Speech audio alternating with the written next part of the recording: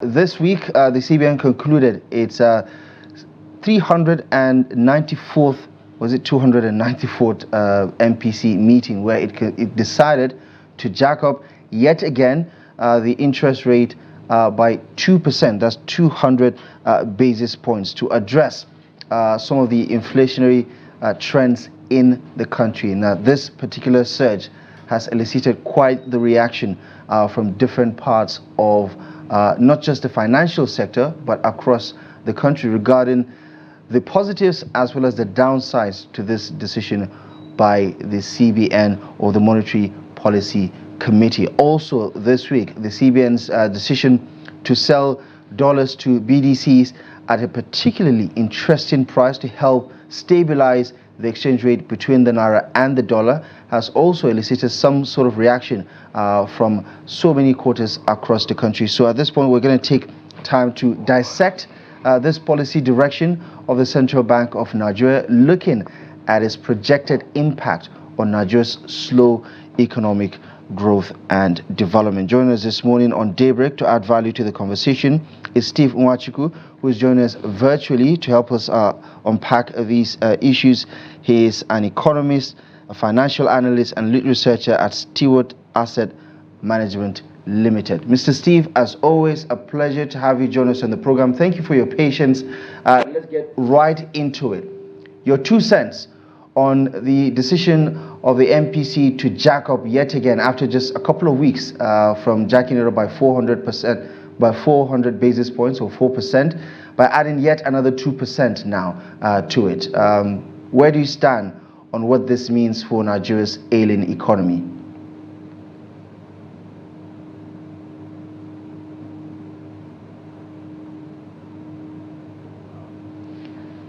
I'm afraid, Mr. Steve, you may have to You may have to unmute your microphone.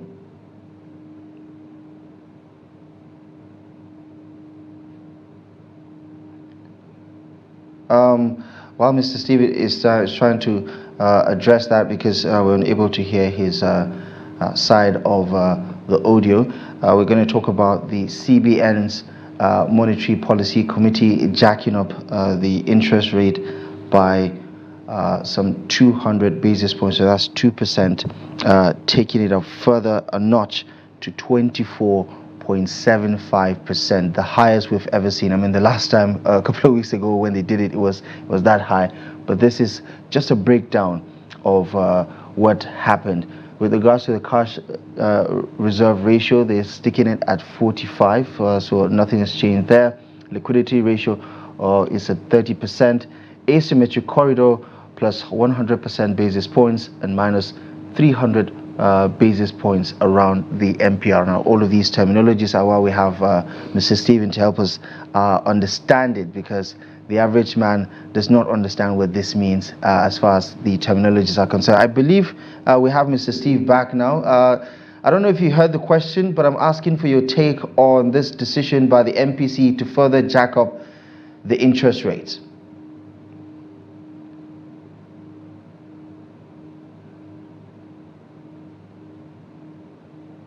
Oh my. Hello, Mr. Steve.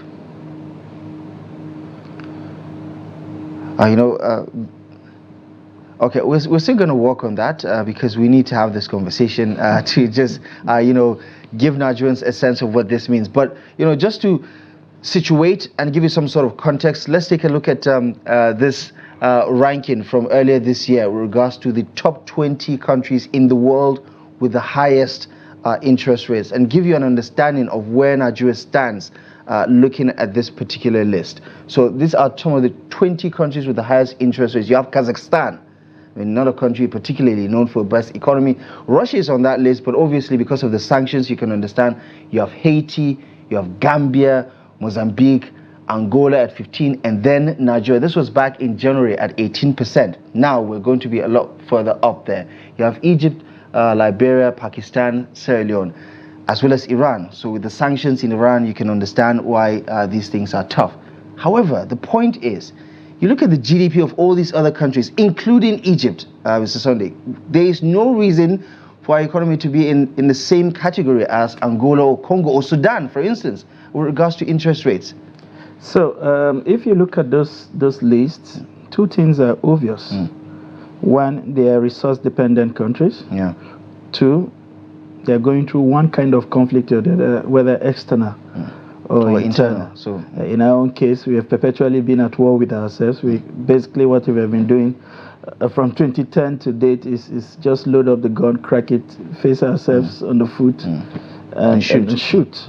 You know, so the resource that you should ordinarily have deployed to other aspects of your economy, you are deploying in, because war is about logistics. You know, you can imagine how much of that it has taken from our budget, and the impact of what's going on food productions. You know, farmers not being able to go to farm, and therefore they can't produce, and so we have food shortages, which has seen food inflation shoot to as high as 37%. I understand we have Mr. Steve back now. Mr. Steve, good morning once again. Yeah, good morning. Finally, you know, I must say. So we will quickly like to get your opening statements with regards to the positions that the MPC took, especially in jacking, you know, the interest rate by 600% within a space of 4 weeks.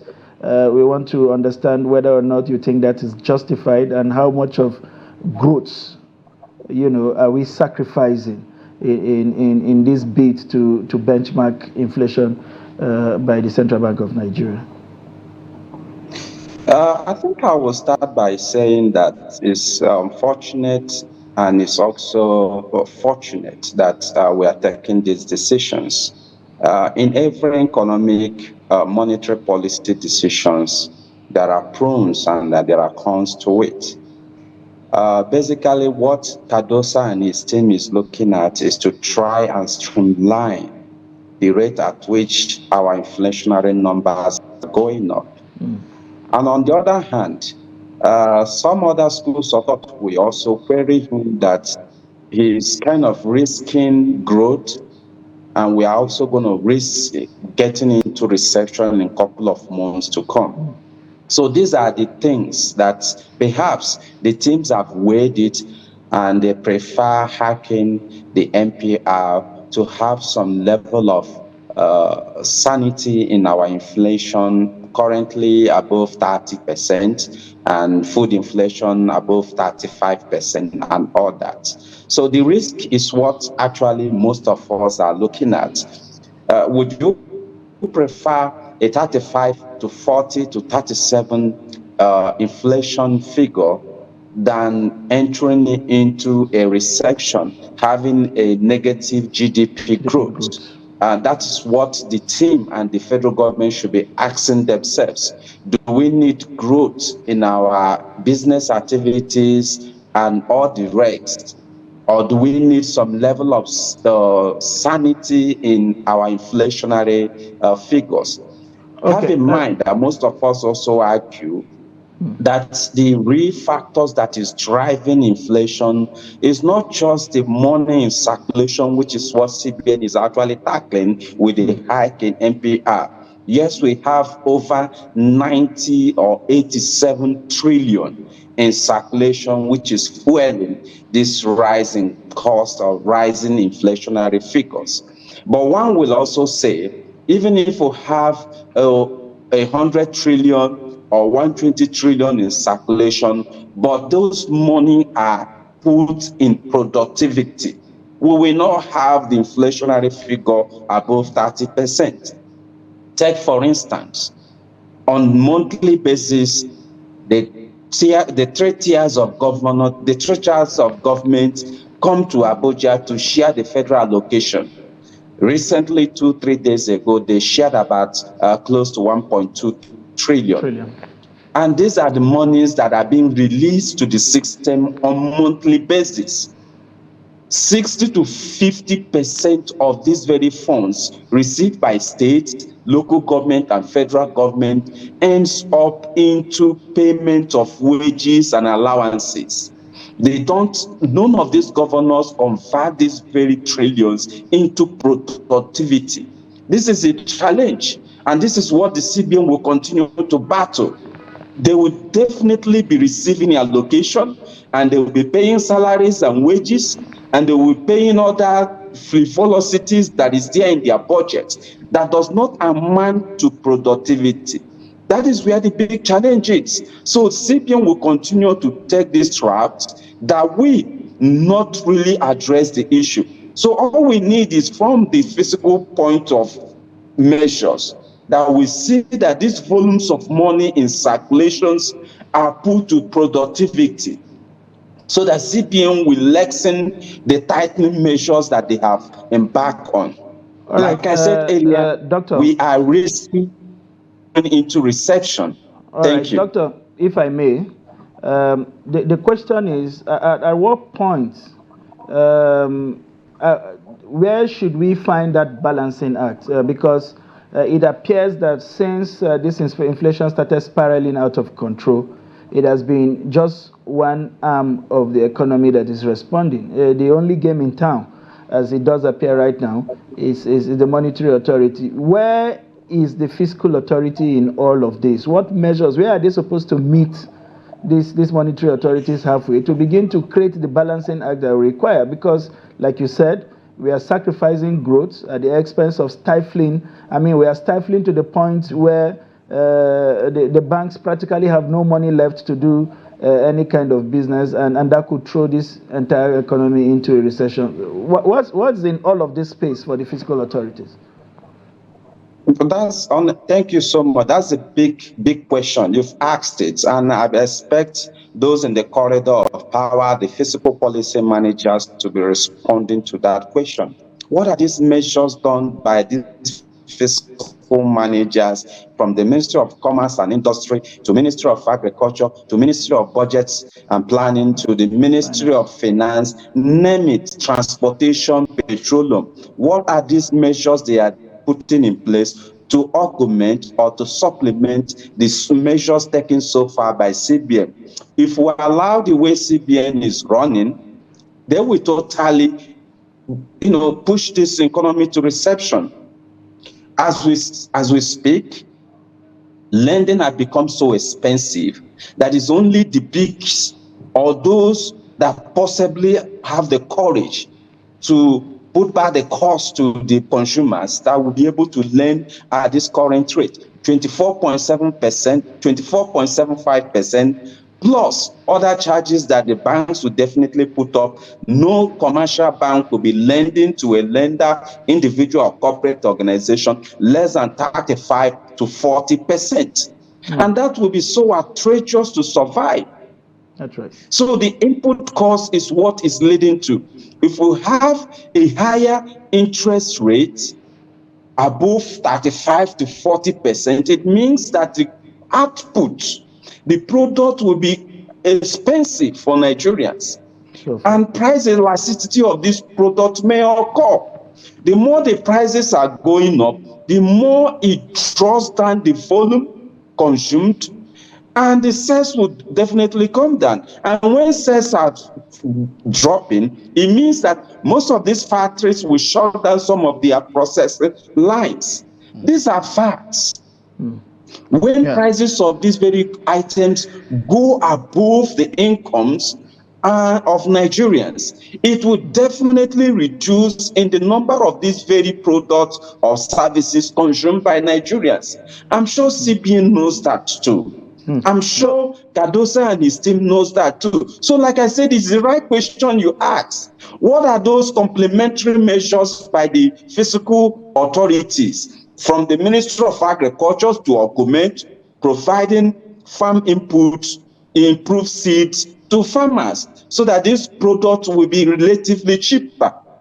What is the fiscal authorities doing also to make sure they ramp up production so that we have at least a reasonable volume of dollar available in the market, so that the price of exchange may even go down to somewhere around within the range of our benchmark in our budget, which is 750. Currently, it's totally above the benchmark of 750 we have in the budget. So if you can relatively have something around 800, 900, it will be better, because the input cost is the whole thing. Okay. What we are having, CBN, sometimes I do say that CBN is chasing shadows. They are chasing shadows because that the inflationary factors are not from the angle they are looking. Yes, we know that money in circulation is well over 87 trillion. It's a contributory factor, well established, but it's not the main factor. All right, The main doctor, factor is the exchange rate, just to and further because it leads interrogate. to input, it.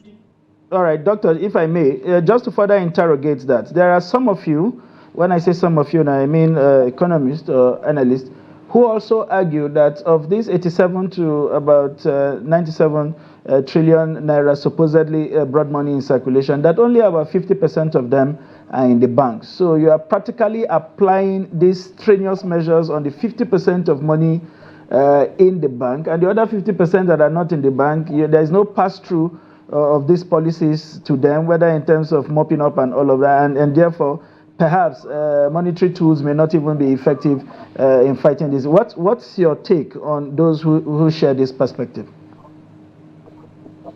Perfectly, that's my perspective to it, because money circulation, a good volume of this money is not within the banking, is not within this banking purview. So whatever policy of the CBN will not have any effect if it's 20%, if it's 30%, if it's 40%, that is not within the purview of the CBN management or the commercial bank.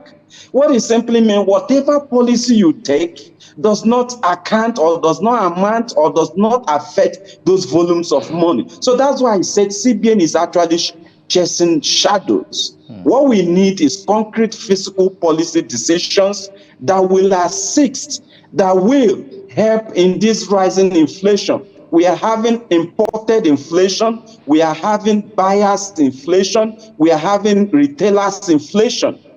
Most of these costs are triple. People are making Nigerians. So there should be also policy of the federal government through commerce and industries, sitting with these captains of industries. Take, for instance, a carton of Indomie, let me mention a brand, was selling above 10,000 or 11,000 couple of weeks ago. Now it has come down to maybe, I think, around 7 or 8,000. What has happened? So that's why I said it's buyers or sellers inflation. So there should be measures by fiscal authorities from the Ministry of Commerce and Industry, sitting with these captains of industry and asking them the right questions. What is happening? Why is your prices moving up 150%? The cement sector happened a couple of weeks ago, from somewhere around 3,000, 5,000, they hit 11,000.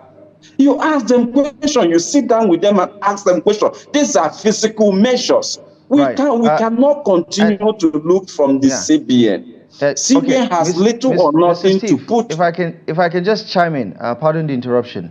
It does appear we're dealing with a situation that is akin to the more you see, or the more you look, the less you see, because some of these situations are quite not as conventional as we would expect with other economies, where this is a textbook approach towards addressing inflationary trends. For instance, but in Nigeria, we've seen them jack up the interest rate by an unusual 4% just 4 weeks ago, but the headline inflation still went up. And now they're still jacking it up 6% in the course of 4 weeks. That is quite unprecedented, to say the least. But also in talking about the impact it is going to have on all of our sectors, right? We're talking about job losses, most likely, businesses shutting down, interest rate on some of those loans. So we're likely going to have, a lot more, defaulters now within the system. Even the government itself will be, hugely impacted by this, because as far as our domestic loan is concerned, profile is concerned, it's quite high, and that interest rate itself will have a boomerang effect on the government when it's time for them to repay those domestic loans itself. Give us a picture of what this means for the government itself in trying to address one problem, but apparently creating a multitude of other problems around unemployment, around poverty, around the growth that you talked about, that we're sacrificing on the altar of trying to address this inflationary trend. Thank you so much. You've perfectly said it. You have perfectly put it. CBN or federal government is trying to tackle inflation, and on the other hand, creating multiple problems. Now, what it means that cost of borrowing has gone up. Just like you said, the risk and the rate at which people will default will increase.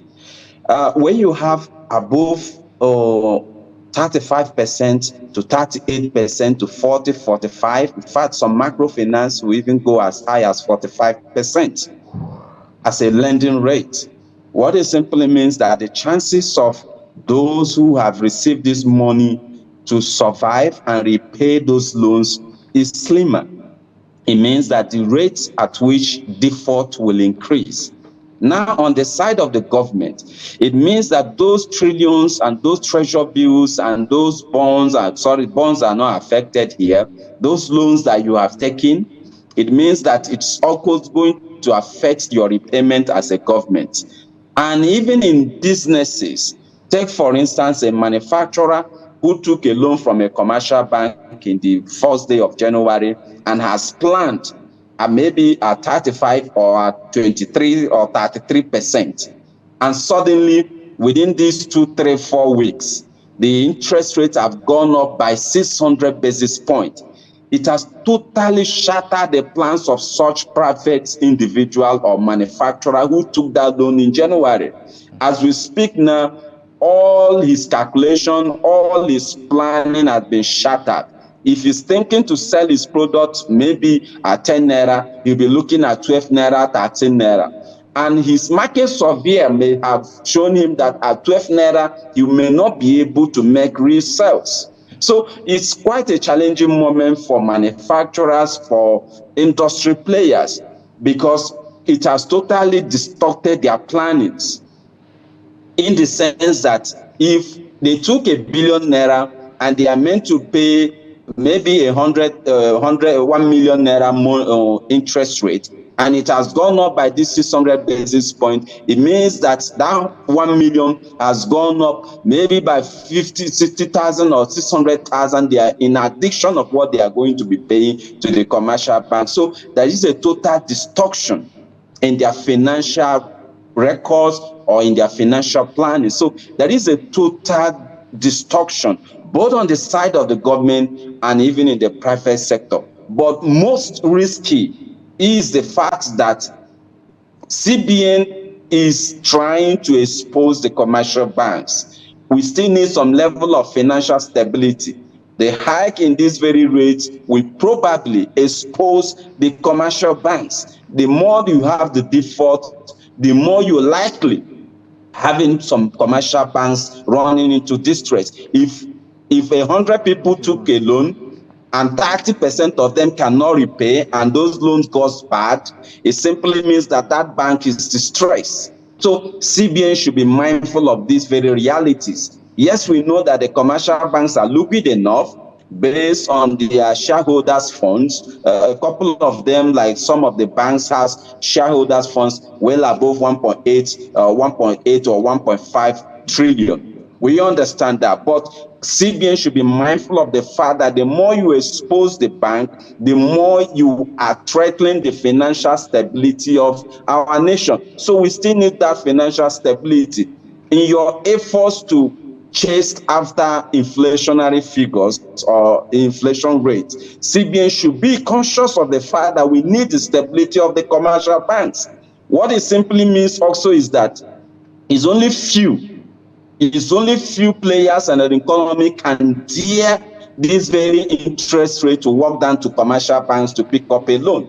It means, like I said, the growth will not be there. No entrepreneur will be heading to commercial banks to be going for any possible loans, in the sense that the output, because the output cost is what we are looking at. What is rising most of these inflationary factors are high cost of energy, high cost of petroleum, that is petrol, high cost of transportation, high cost of food items, high cost of lending. So these are the things that should be addressed, not looking at the MPR, the money in circulation. Yes, the issues or the cash reserve ratio is relatively Okay, but somewhere around 40 to 35% would have been better than 45%. What it means, you have a cash reserve ratio at 45%, then you have liquidity ratio at 30%. Put two of them together, that is about 75%. What is left for the For a banks to lifespan. operate now is barely 25%.